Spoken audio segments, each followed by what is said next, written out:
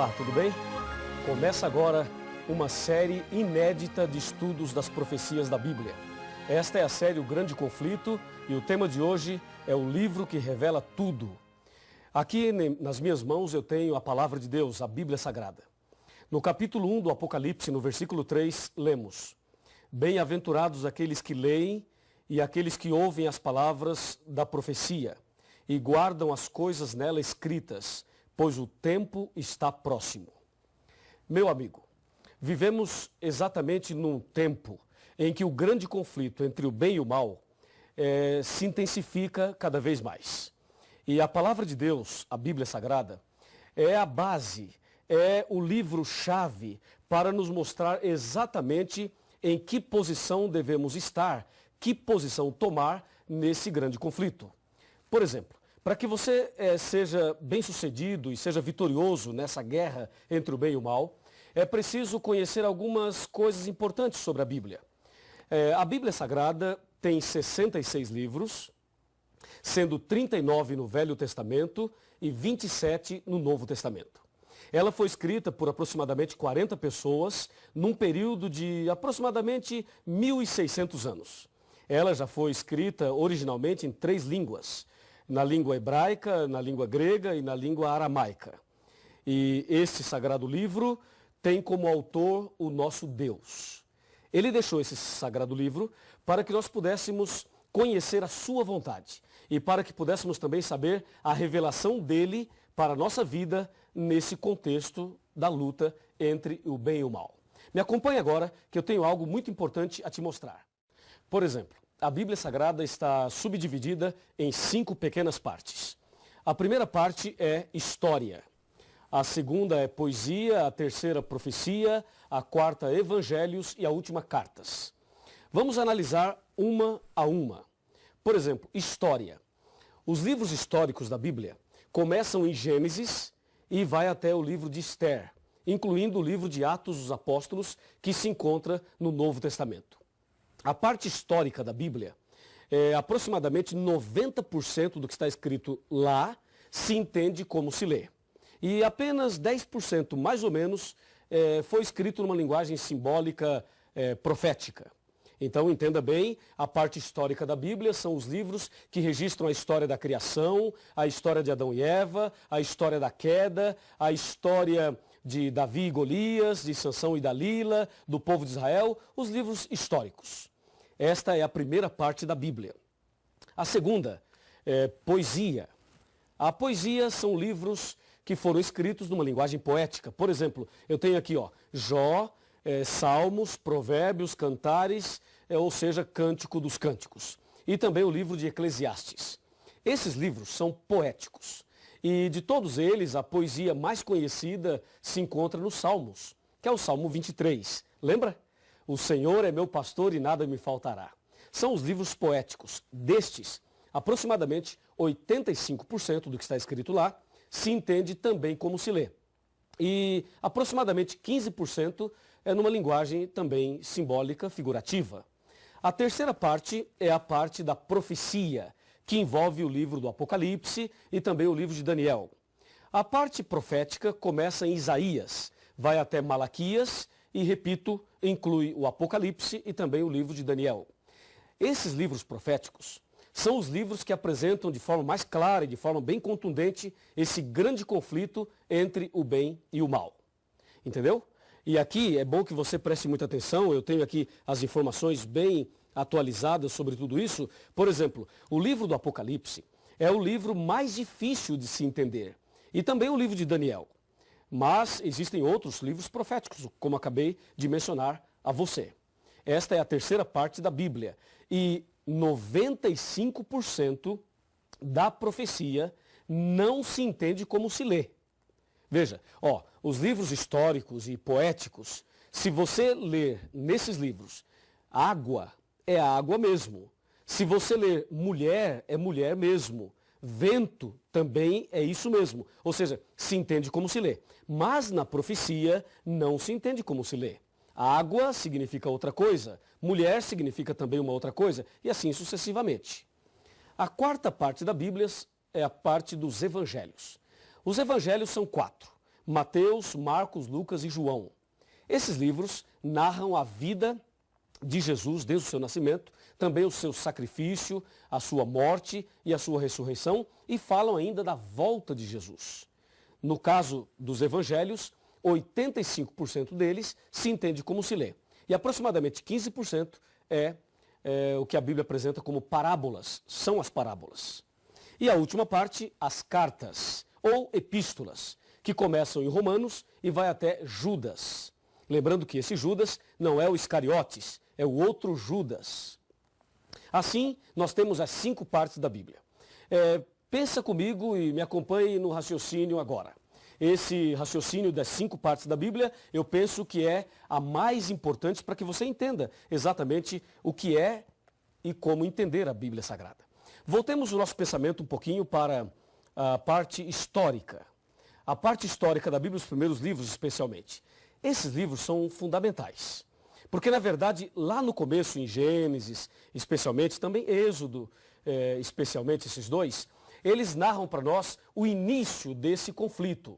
E se você ligar Gênesis e Êxodo com o Apocalipse, vai perceber que esse conflito entre o bem e o mal começou no céu. Apocalipse 12, versículo 7. Depois, a parte poética vem trazendo mensagens de esperança, de conforto e de segurança. Depois nós temos as profecias, que eu vou falar por último. Vamos agora para os evangelhos, que são 4.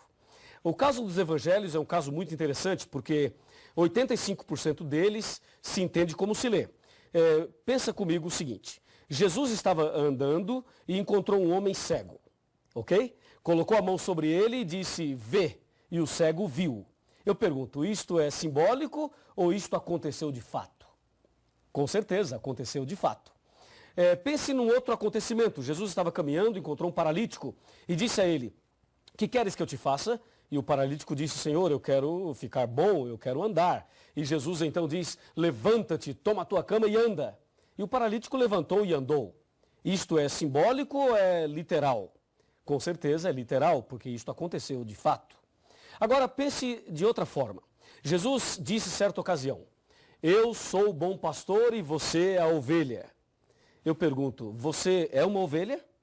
Claro que não, você é uma pessoa, tem 2 pernas, 2 pés. Uma ovelha tem 4, não é verdade?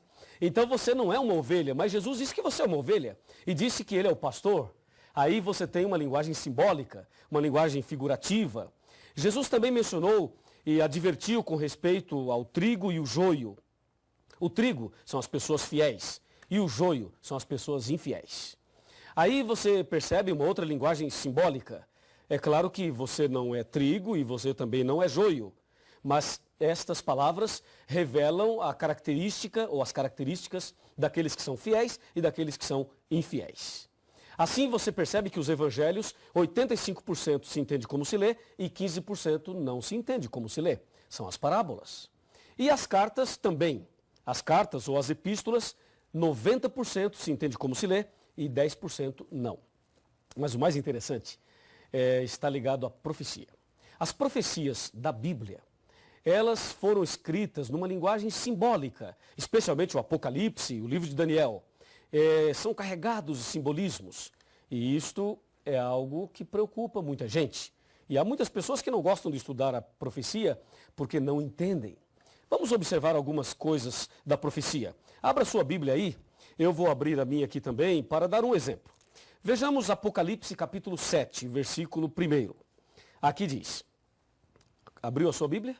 Ok? Então vamos ler. Depois disto vi 4 anjos em pé nos 4 cantos da terra, conservando seguros os 4 ventos da terra, para que nenhum vento soprasse sobre a terra, nem sobre o mar, nem sobre árvore alguma. Percebeu alguma coisa diferente? Se você não percebeu, eu vou ajudá-lo. Aqui diz que tem 4 anjos nos 4 cantos da terra, segurando os ventos. Primeiro problema, a terra é quadrada? Ou é retangular para ter 4 cantos? Não, a terra é redonda. Ela não tem 4 cantos. Ora, se não tem 4 cantos, por que o Apocalipse fala que tem 4 anjos nos 4 cantos da terra? Percebeu? A profecia não se entende como se lê. E mais, diz que os 4 anjos estavam segurando os ventos. Será que dá para segurar os ventos? E será que os anjos estão impedindo os ventos de soprarem? Claro que não, porque se isto acontecesse, nós estaríamos mortos. Então ficou claro que a profecia não se entende como se lê. E aí você deve pensar, pastor, como é que se entende? Calma, nós vamos chegar lá. Esse é apenas o primeiro estudo dessa série. Veja um outro exemplo. Abra sua Bíblia em Apocalipse 12 e confira comigo o que diz o Apocalipse 12. Versículo 1.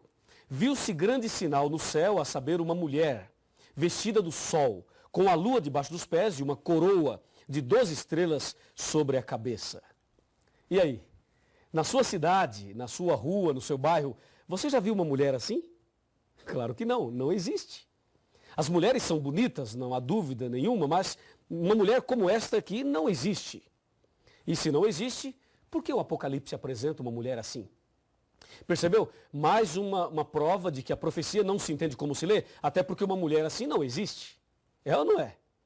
E se você observar aqui, ó, o capítulo 13, e aqui está o ponto que as pessoas têm medo, ficam assustadas, mas não fique com medo, porque a Bíblia vai nos revelar tudo nesta série do grande conflito. Veja Apocalipse 13, versículo 1. Vi emergir do mar uma besta que tinha 10 chifres e 7 cabeças, e sobre os chifres 10 diademas, e sobre as cabeças nomes de blasfêmia. E aí? Imagine uma besta saindo do mar. Isso é assustador, não é? E algumas pessoas acham que é pecado ir à praia porque a besta vai sair do mar. Que absurdo, é ou não é? Sabe por que as pessoas erram?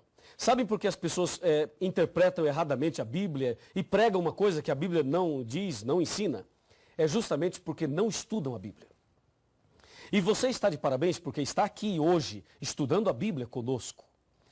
Em São Mateus capítulo 22, versículo 29, está escrito assim, ó: errais por não conhecer as Escrituras e nem o poder de Deus. Esse é o problema das pessoas. Não estudam a Bíblia, por isso erram. Mas eu tenho certeza absoluta que a partir de hoje você não errará mais, porque nós vamos conhecer a verdade da Bíblia. A Bíblia nos revelará tudo que você precisa saber para vencer nesse grande conflito, para ser vitorioso nessa guerra entre o bem e o mal. Aliás, eu quero dizer a você o seguinte: Jesus esteve nesse mundo. Jesus veio a esse planeta há mais ou menos 2000 anos atrás. E Jesus morreu na cruz. E quando ele morreu na cruz, ele estava pagando o preço do pecado e ali na cruz ele estava conquistando a humanidade e vencendo essa luta entre o bem e o mal. Ou seja, nesse grande conflito, Jesus já é vitorioso. E uma grande notícia para você: se você tem Jesus no coração, se você anda com Jesus, então você também é mais do que vitorioso. Não é maravilhoso saber disso? Por isso é importante o estudo da Bíblia. E agora, pense comigo na frase final. Me acompanha aqui. Aqui tem uma frase final para você. Por favor, chegue mais perto. Vamos conversar. Pode chegar mais perto, um pouquinho mais. Um pouquinho mais. Olhe bem dentro dos meus olhos. Está olhando? É o seguinte: eu não te conheço. Não sei o seu nome, não sei quem você é, não sei onde você mora. Mas eu sei que você deve ter suas lutas, seus problemas, suas dificuldades. Deus conhece você e Deus também me conhece. E eu não sei exatamente por que você está aqui hoje estudando a Bíblia. Mas uma coisa eu te digo em nome de Jesus. Em João 8,32 está escrito aqui na palavra de Deus o seguinte: e conhecereis a verdade, e a verdade vos libertará. Se você conhecer a verdade a partir de agora, se você fizer essa série completa, você vai conhecer toda a verdade. E Deus vai libertar você. Vai transformar sua vida. Vai fazer de você a pessoa mais feliz do mundo. E nesse grande conflito, você será vitorioso. Você será vitoriosa. Presta atenção, minha amiga. Presta atenção, meu amigo. Eu vou orar por você. E Deus te dará a vitória nesse dia e nessa série de estudos bíblicos. Você não quer aceitar fazer o curso completo e não quer ter Jesus no coração e você não deseja ser vitorioso também nessa guerra entre o bem e o mal? Que pergunta que eu estou fazendo. É claro que você deseja, é claro que você quer. E se você assim deseja, se você quer isto, então feche os seus olhos e vamos falar com Deus. Querido Pai Celestial, Muito obrigado por esse primeiro estudo da Tua Palavra. Ela é lâmpada para os nossos pés e luz para os nossos caminhos. Ela revela Jesus, aquele que já venceu na cruz em nosso lugar. Ajuda-nos agora a conhecer melhor a Tua Palavra e a andar nos Teus caminhos.